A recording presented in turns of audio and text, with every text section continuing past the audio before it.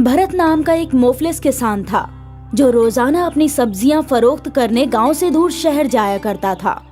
हे भगवान, ये कैसी जिंदगी अता फरमाई है मुझे। रोज इतनी मेहनत, अगर रोज काम ना करूं तो मेरे बच्चे भूखे मर जाएंगे। भरत के घर में उसकी बीवी पूनम और उसके 2 बच्चे थे, रोहन और प्रिया। सारा खानदान खुश था, बस भरत ही अपनी जिंदगी से नाखुश था। ये भी कोई जिंदगी है? गरीबी, मेहनत और मजदूरी। ऊपर वाले ने हमें कुछ भी नहीं दिया है। ऐसा नहीं है, ऊपर वाले ने हमें इतना अच्छा खानदान दिया है, ये क्या किसी दौलत से कम है? लेकिन दौलत तो नहीं दी ना। मुझे ऊपर वाले पर पूरा यकीन है कि एक रोज वो हमें ढेर सारी दौलत अता फरमाएगा, आप देख लेना। मैं उसी रोज के इंतजार में हूँ। खैर, भरत ने अपनी ज़राअत जारी रखी और वो शहर के बाजार में भी सब्जियां फरोख्त करता रहा, लेकिन वो अपने इन हालात से बिल्कुल भी खुश नहीं था। वो अक्सर ऊपर वाले को कोसा करता था। एक रोज की बात है, भरत हमेशा की मानिंद सब्जियां फरोख्त करने शहर आया था। वो सड़क पार कर ही रहा था कि एक ट्रक का ब्रेक फेल हो गया।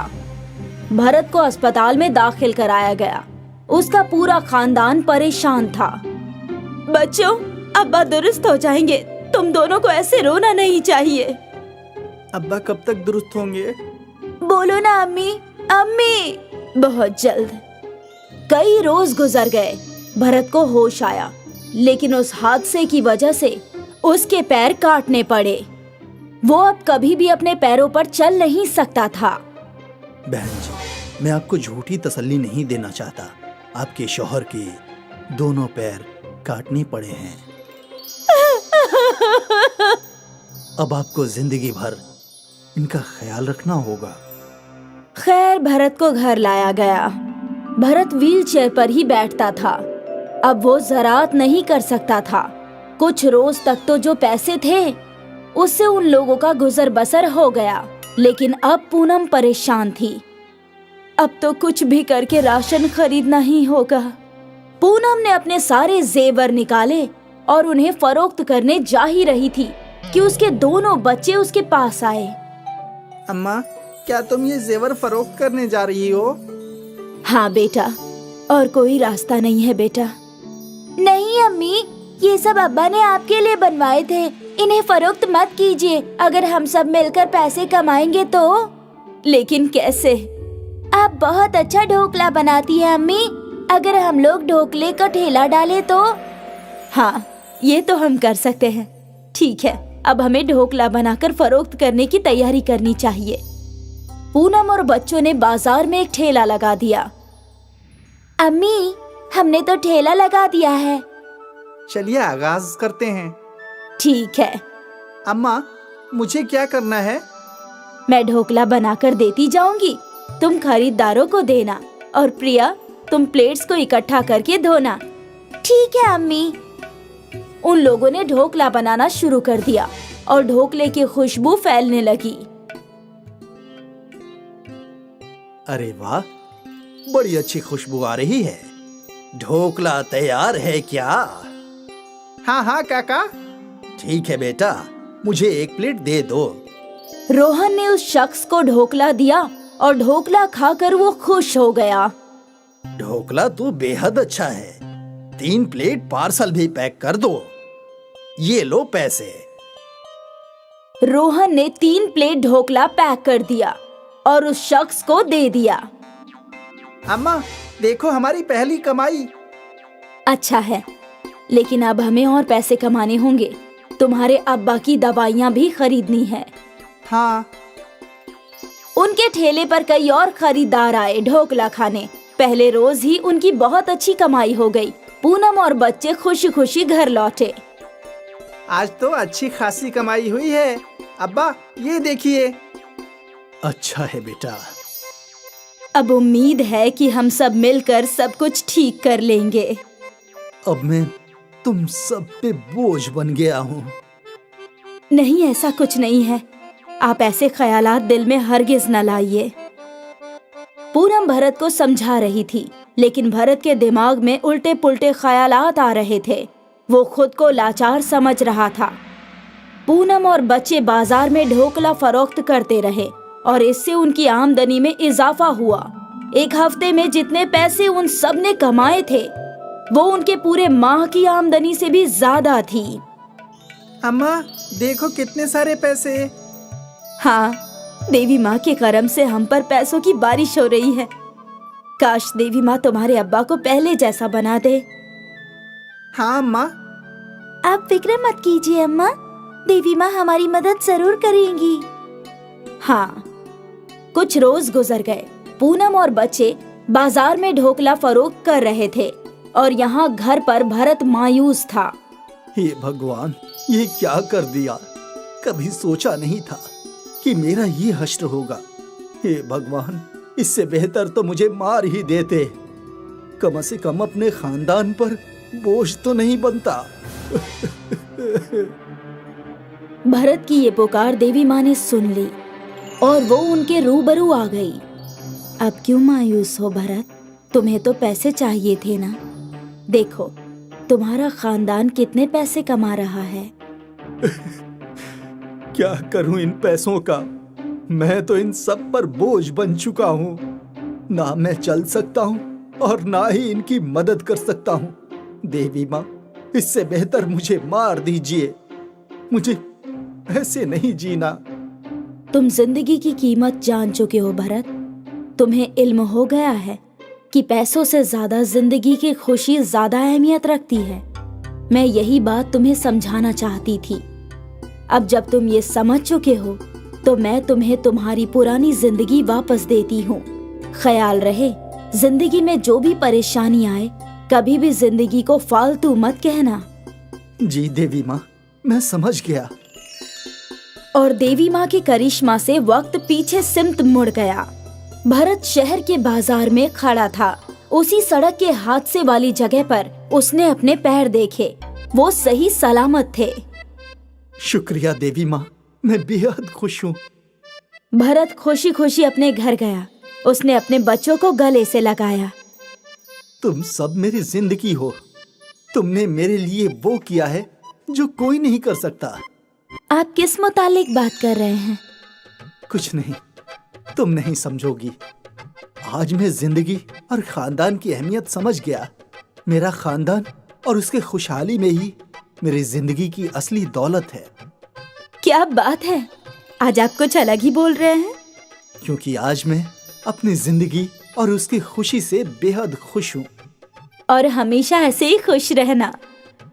पैसों की भागदौड़ में हम जिंदगी जीना भूल जाते हैं और हमारी जिंदगी की असली खुशी का एहसास हमें तभी होता है जब हमारे साथ कुछ बुरा होता है।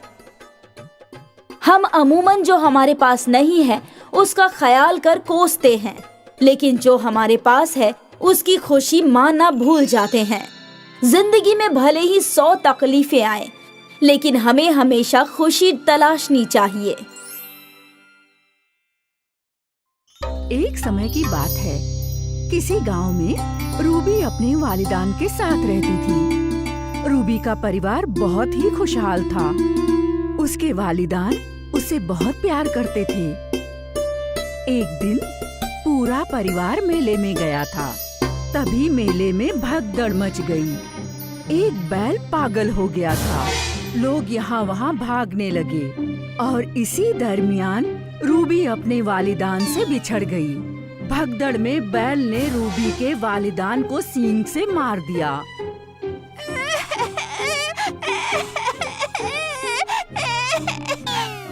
रूबी बेसहारा हो गई।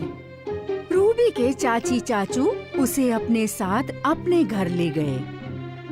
रूबी बेटा, हम दोनों तुम्हारे वालिदैन की कमी तो पूरी नहीं कर सकते बेटा, मगर हमसे जो बन पाएगा वो हम जरूर करेंगे बेटा। अब तक हमारी एक ही बेटी थी एनी। आज से तुम भी हमारी बेटी की तरह हो।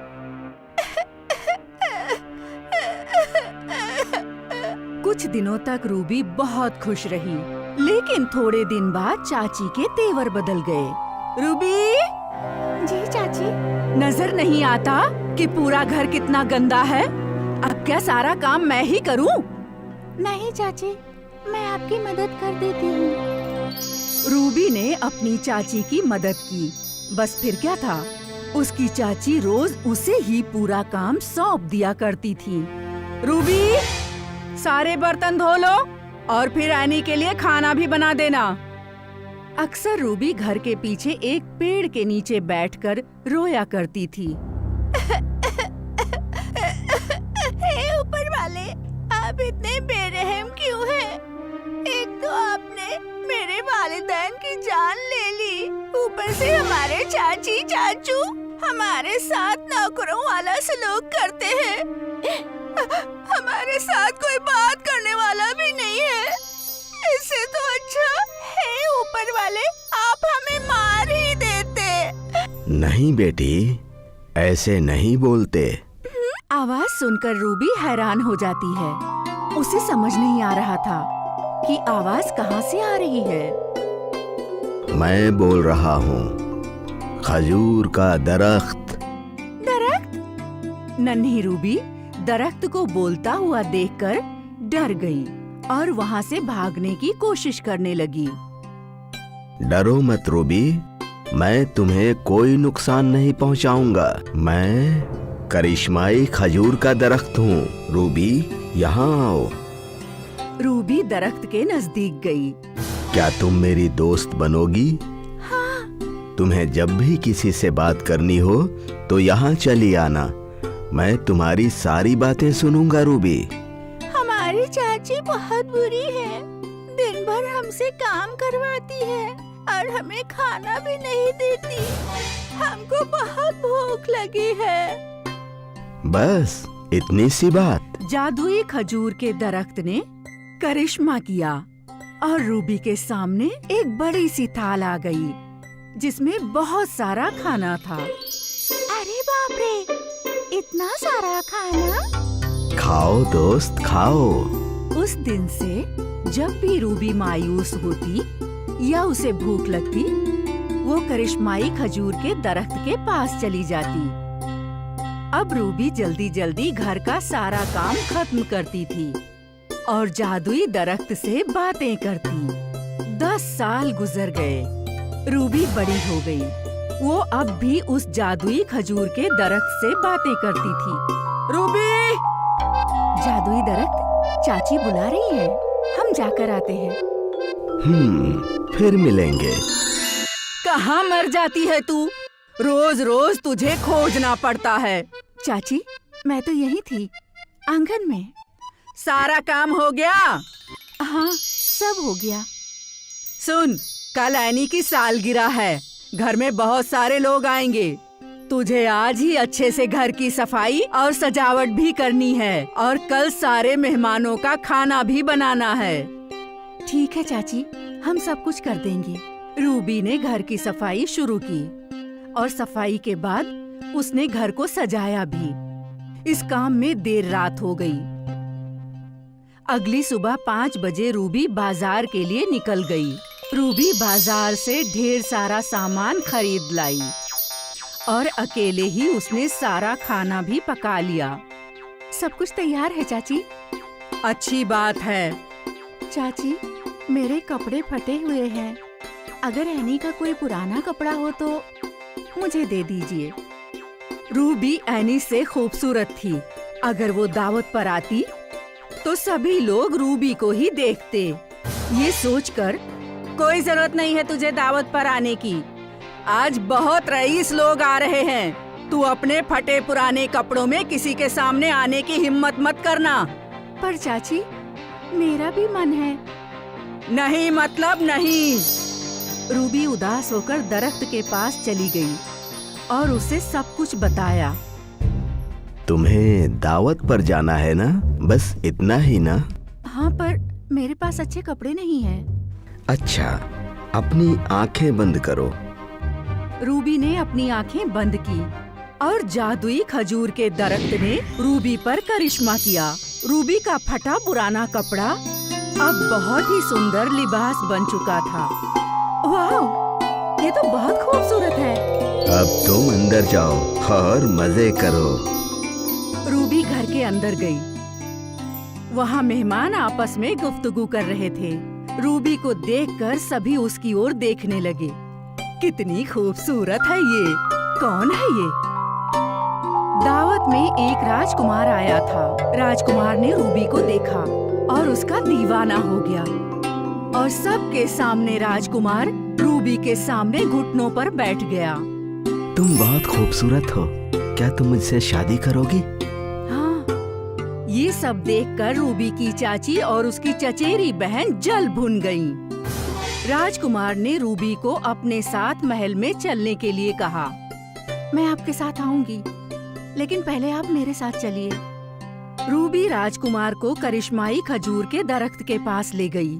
जादुई दरख्त, हमें अपनी दुआ दो। हमेशा खुश रहो मेरी बेटी, और जाते जाते मेरी कुछ सूखी डालियां अपने साथ ले जाना। जब भी तुम्हें मेरी जरूरत होगी मैं हमेशा तुम्हारी मदद करूंगा। रूबी ने सूखी टहनियां उठा ली, जादुई दरख्त को गले लगाया और अपने राजकुमार के साथ रवाना हो गई। रूबी और राजकुमार हमेशा खुश रहें। रामपुर नामक ग्राम में मानिक का परिवार रहता था। मानिक के परिवार में उसकी बीवी मोहिनी और 2 औलादे मोंटी और बंटी थे। मानिक का छोटा परिवार है, लेकिन सुखी नहीं है, क्योंकि उनके पास बहुत कम पैसे हैं। मानिक को मजदूरी से बहुत कम पैसे मिलते हैं, जिससे घर चलाना मुश्किल होता है। मानिक सुबह सुबह अपने काम पर जाने के लिए निकला, लेकिन तभी उसके बच्चों ने उसे रोका। पिताजी, हम मदरसा नहीं जाएंगे। क्या हुआ बेटा, आज स्कूल क्यों नहीं जाना है? हमारे पास अच्छे लिबास नहीं है, हमारे लिबास फटे हुए हैं। बेटा, आज मैं काम पर जा रहा हूँ और मैं तुम्हारे लिए सारी चीजें लाने की पूरी कोशिश करूँगा। पिताजी, आप रोज ऐसे ही बोलते हो, हमारी बहुत बेइज्जती होती है। अच्छा ठीक है, अभी तुम स्कूल जाओ, मैं आकर बात करता हूँ। मानिक दुखी मन से चला गया। मोंटी और बंटी भी मदरसा चले गए। दोपहर को मदरसा की छुट्टी के बाद बंटी और मोंटी के साथ में पढ़ने वाले बच्चों ने दोनों का मजाक बनाया। सोनू और मोनू 2 भाई बर्फी खा रहे थे और बाकी दोस्तों को भी खिला रहे थे। भाई, मेरा भी बर्फी खाने का मन कर रहा है। हाँ भाई, एक दिन हम भी बर्फी खाएंगे। बर्फी खाने के लिए पैसे लगते हैं, पर अफसोस वो तुम्हारे पास नहीं है। जिस दिन हमारे पापा को अच्छा काम मिल जाएगा ना, उस दिन हम भी बर्फी खाएंगे। गरीब लोग, जब तुम्हारे पास कुछ है ही नहीं तो मदरसा क्यों आते हो? हम आपके दोस्त हैं, लेकिन आप फिर भी हमें परेशान करते हो। हम तुमको अपना दोस्त नहीं बनाएंगे। मोंटी और बंटी दोनों वहाँ से चले गए। दोनों बहुत दुखी थे, इसलिए वो अपने घर नहीं गए, बल्कि जंगल में चले गए और एक दरख्त के नीचे जाकर बैठ गए। भाई, हम ऐसे कब तक बेइज्जती सहते रहेंगे? कोई बात नहीं भाई, पिताजी को कोई अच्छा काम मिल जाएगा तो वो जल्दी लिबास ले आएंगे। भाई, वो सामने देखो, वो इंसान कुल्हाड़ी लेकर दरख्त काटने आ रहा है। सामने से एक इंसान हाथ में कुल्हाड़ी लेकर दरख्त की तरफ आ रहा था। मैं इसे दरख्त काटने नहीं दूंगा। हाँ, हमें इसे रोकना होगा। तब तक दरख्त काटने वाला लकड़हारा भी दरख्त के पास आ। हे बच्चों, यहाँ से हटो, मैं इस दरख्त को काटने आया हूँ। हम यहाँ से नहीं हटेंगे। आप इस दरख्त को नहीं काट सकते हो। तुम कौन होते हो मुझे दरख्त काटने से रोकने वाले? मैं इस दरख्त को काटने आया हूँ और मैं काट कर ही जाऊंगा। जब एक बार आपको बोल दिया तो बोल दिया कि तुम दरख्त नहीं काट सकते। तुम दोनों एक तरफ हो जाओ, वरना मैं तुम दोनों को भी। लकड़हारे के कुछ बोलने से पहले ही दोनों भाई लकड़हारे पर टूट पड़े। लकड़हारा वहाँ से जान बचाकर भागा। आज एक दरख्त की जान बचाई और इसीलिए खुशी हो रही है। हाँ भैया, मैंने किताब में पढ़ा था कि पेड़ पौधे हमारे पर्यावरण के लिए बहुत जरूरी हैं। हाँ, तुमने सही पढ़ा मेरे छोटे भाई। चलो घर चलते हैं, माँ इंतजार कर रही होगी। वो दोनों घर पहुँचे। तुम दोनों आ गए? आओ खाना खा लो। ओफो माँ, आपने फिर वही पानी वाली दाल और मोटे चावल बना दिए। मुझे खाना नहीं खाना। बेटा, खाने के बारे में ऐसा नहीं बोलते। भाई, तुम ये खाना खा लो, खाने की बेइज्जती नहीं करते। जल्दी ही पिताजी हमें अच्छा खाना खिलाएंगे। मैं नहीं खाऊंगा ये खाना। वो पैर पटकता हुआ चला गया। आज आपको बहुत देर हो गई लौटने में। आज दिन भर काम की तलाश की। कहीं कुछ काम मिला? नहीं, आज भी मुझे कोई काम नहीं मिला। कोई बात नहीं, मिल जाएगा। हाथ पैर धो लीजिए, मैं खाना लगा देती हूँ। बच्चों ने खाना खाया? हाँ, मोंटी ने खाना खा लिया था। और बंटी? नहीं, बंटी को ये खाना अच्छा नहीं लगता। उसने नाराजगी में नहीं खाया। क्या करूं? मैं बच्चों के लिए अच्छे खाने का भी इंतजाम नहीं कर पाता हूँ। मैं आपसे एक बात बोलूं? हाँ, बोलो। गांव में हमारे पास जो खेत है, क्यों ना हम वहीं पर वापस चलें? कम से कम कुछ तो खाने और पैसे का इंतजाम हो जाएगा। बात तो ठीक है तुम्हारी, मगर मेरे पास तो उसके लिए भी पैसे नहीं है। साहूकार चाचा से कुछ पैसे ले लीजिएगा और जब फसल अच्छी हो जाएगी तो वापस कर दीजिएगा। चलो तो फिर वापस चलते हैं गांव में। कुछ दिन बाद वो लोग गांव चले गए। नमस्कार साहूकार चाचा। आओ मानिक, कैसे हो? गांव कैसे आना हुआ? दरअसल शहर में अच्छा नहीं लग रहा था, तो मैंने सोचा यहाँ खेती करूं। अरे मगर तेरी जमीन तो बंजर है। नहीं चाचा, कुछ तो करना ही पड़ेगा। मुझे कुछ पैसे चाहिए थे। अरे पैसे तो मैं दे दूंगा, पर याद रखना पैसे वक्त पर लौटा देना। वक्त बढ़ता जाएगा तो सूद भी बढ़ता जाएगा। अरे आप उसकी फिक्र मत कीजिए, मैं आपको वक्त पर पैसे लौटा दूंगा। मानिक दिन रात मेहनत करता है और कुछ ही दिनों में अपनी मेहनत से जमीन को उपजाऊ बना देता है और उसकी फसल भी अच्छी हो जाती है। पर ऊपर वाले को शायद कुछ और ही मंजूर था। एक रात भयंकर तूफान आया और सारी फसल खराब हो गई। हे ऊपर वाले, ये तूने क्या किया? अब हम क्या करेंगे और क्या खाएंगे? परेशान मत हो मोहिनी, भगवान कोई न कोई रास्ता जरूर निकालेंगे। मानिक को कुछ समझ नहीं आ रहा था कि वो क्या करे। वो साहूकार के पास गया। हाँ भाई मानिक, क्या हुआ?